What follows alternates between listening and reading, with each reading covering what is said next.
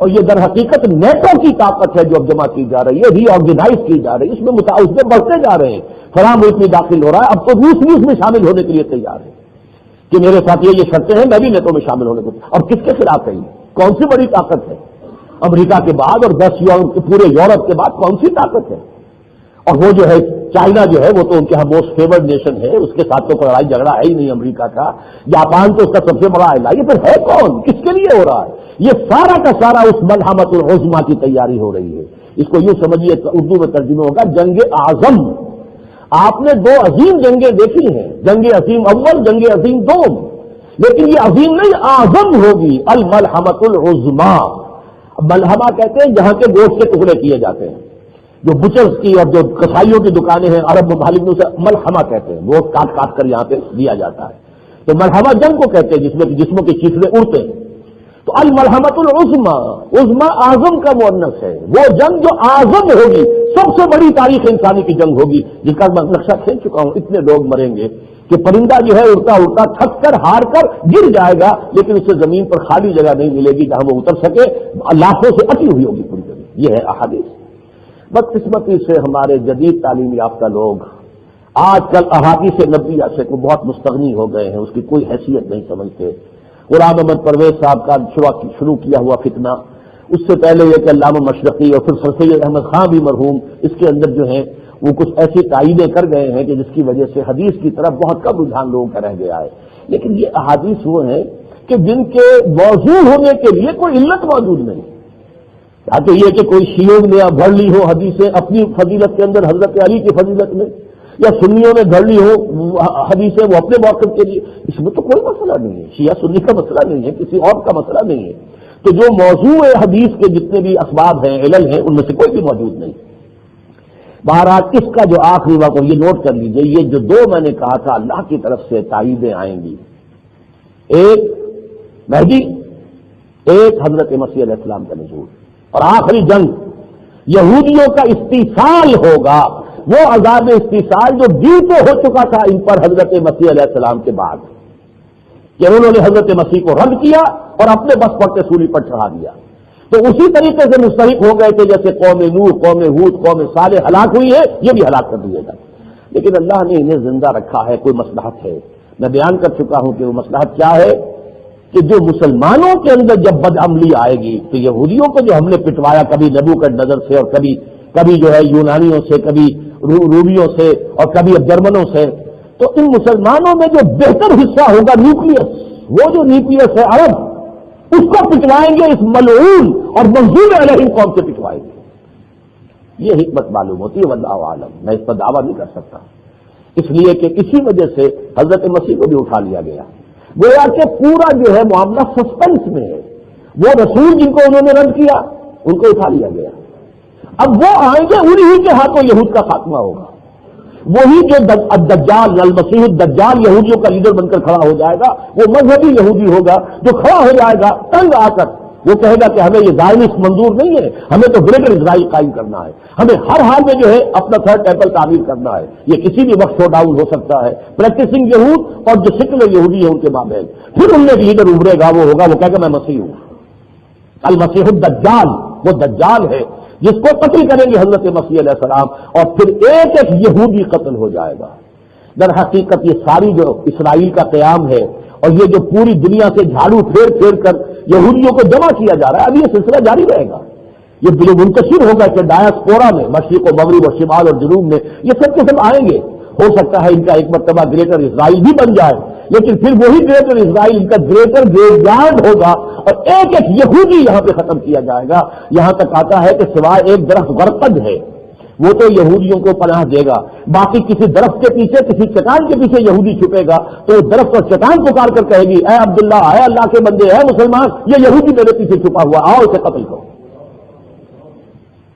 اور دجال جو ہے وہ مسیح الدجال کو، وہ المسیح ابن مریم، وہ اصل، وہ آ کے قتل کریں گے۔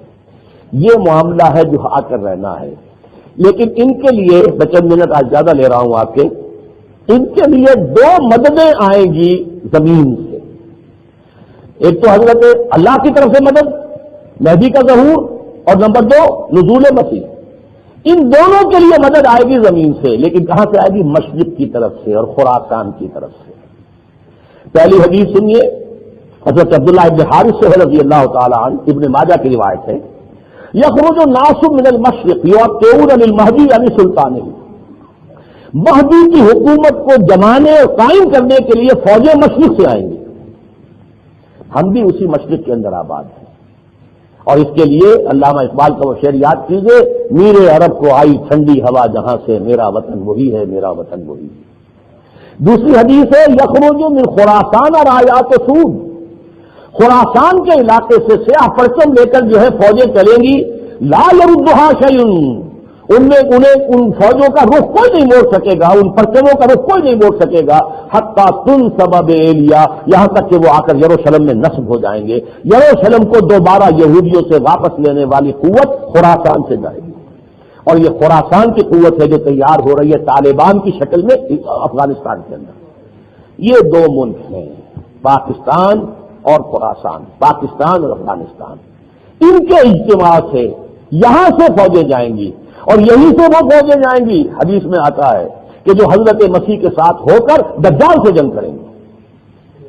فئتان، میری امت کے دو ایسے عظیم لشکر ہوں گے کہ جو بلکہ دوسرا لفظ ہے وہاں پہ، یہ اصابتان من امتی، میری امت کے دو ایسے لشکر ہوں گے کہ جن کو اللہ تعالیٰ نے گویا کہ پہلے ہی سے جہنم سے چھٹکارے کا جو ہے انہیں وہ پرچہ دے دیا ہے، اور وہ کون ہوں گے؟ ایک وہ جو ہندوستان پر حملہ کرے گا۔ اگر یہاں اسلامی حکومت قائم ہو جاتی ہے پھر وہ طاقت اتنی ہوگی کہ پھر ہم ہندوستان کو بھی چیلنج کریں گے اور ہندوستان کو بھی فتح کریں گے۔ یہ دارالاسلام تھا۔ یہودی 2000 سال کے بعد اگر آ کر وہ اگر فلسطین کا دعویٰ کر سکتے ہیں تو ہم سے تو یہ کوئی ابھی صرف 200-250 برس پہلے ہمارے سے لیا گیا ہے نا، ورنہ اس سے پہلے 800 برس تک کون حکمران تھا یہاں؟ 1000 years defeat جو ہے جو کہی تھی، جو اس نے کہا تھا اندرا گاندھی نے بھی ہے نوینجر 1000 years defeat، اس کے ہاتھوں تھی۔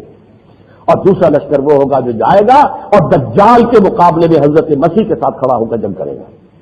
یہ معاملات ہیں، آنے والے دور کی دھندلی سی ایک تصویر ان احادیث نبویہ کے اندر موجود ہے۔ اب میری اس پوری گفتگو کا حاصل کیا ہے؟ دیکھیے نتیجہ پہلے تو یہ سمجھیے، نتیجہ کیا ہوگا اس کا آخری، یہود کا کلی استحصال، وہ عذاب جو 2000 برس سے پینڈنگ کیا گیا تھا، وہ پھانسی کی سزا جو انہیں حضرت مسیح کو رد کرنے کی وجہ سے جس سے وہ مستحق ہو گئے تھے، اب 2000 سال کے بعد آئے گی، ایگزیکیوشن ہوگی اور حضرت مسیح سے ہوگی۔ جیسے حضرت نوح کی نگاہوں کے سامنے ان کا بیٹا غرق ہوا ہے، اسی طرح حضرت مسیح جس قوم کی طرف بھیجے گئے تھے رسول الی بنی اسرائیل، ان کے اپنے ہاتھوں اس بنی اسرائیل کے رد کرنے کے پاداش میں ان پر عذاب استحصال آئے گا، آخری خاتمہ آئے گا۔ نمبر 2، عیسائیت جو ہے اسلام میں مدغم ہو جائے گی۔ حضور نے فرمایا جب حضرت مسیح آئیں گے، یکسر الصلیب و یقتل الخنزیر، وہ صلیب کو توڑ دیں گے، کہیں گے تم کس صلیب کا ذکر کر رہے ہیں، میں تو سولی چڑھائی نہیں۔ وہ سارا عقیدہ ان کا صلیبی کے گرد تو گھوم رہا ہے نا، پوری عیسائیت صلیب پر کھڑی ہوئی ہے۔ جیسے پوری شیعت جو ہے یہ محرم کے جو 10 دن ہوتے ہیں ان کے اوپر ہی کھڑی ہے نا، اسی طریقے سے سارا معاملہ جذباتی اعتبار سے اس محرم کا عاشورہ ہے جس کی وجہ سے شیعت جو ہے وہ زندہ ہے، اور یہ صلیب کا معاملہ جس پر عیسائیت زندہ کھڑی ہے، روتے ہیں یا جو بھی کچھ ان کو جو جذباتی چیزیں ہیں، یکسر صلیب کو توڑ دیں گے، کیا تمہارا یہ عقیدہ ہے؟ میں تو زندہ آسما کو اٹھایا گیا تھا۔ اور نمبر 2 یہ کہ جو تم نے اتنی بڑی ترمیم کی ہے شریعت موسوی میں، سور کو حلال کر لیا ہے، یقتل الخنزیر، قتل کر دیں گے کہ اس کا وہ خلیت ختم ہو جائے۔ یہ دونوں کام کریں گے اور تمام عالم عیسائیت جو ہے وہ اسلام کے اندر مدغم ہو کر اور پھر پوری دنیا میں اسلام کا غلبہ ہوگا۔ یہ آخری نتیجہ جس کو اقبال نے کہا ہے کہ شب گریزہ ہوگی آخر جلوہ خورشید سے، ہوگا، اور یہ کہ یہ چمن معمور ہوگا نغمہ توحید سے، نغمہ توحید اور دین حق کا غلبہ، جس کے لیے بہت سی احادیث، صحیح احادیث جو ہیں وہ میں آپ کو کئی مرتبہ سنا چکا ہوں۔ لیکن اب جو بات میں کہنا چاہتا تھا کہ ہمارے لیے اس پوری بحث کا اصل نتیجہ کیا ہے، حاصل کیا ہے، لیکن وقت ختم ہو چکا ہے۔ میں اس کو اب اپنے اگلے جمعے کے لیے وہ میں مضمون کو رکھ رہا ہوں، اس کی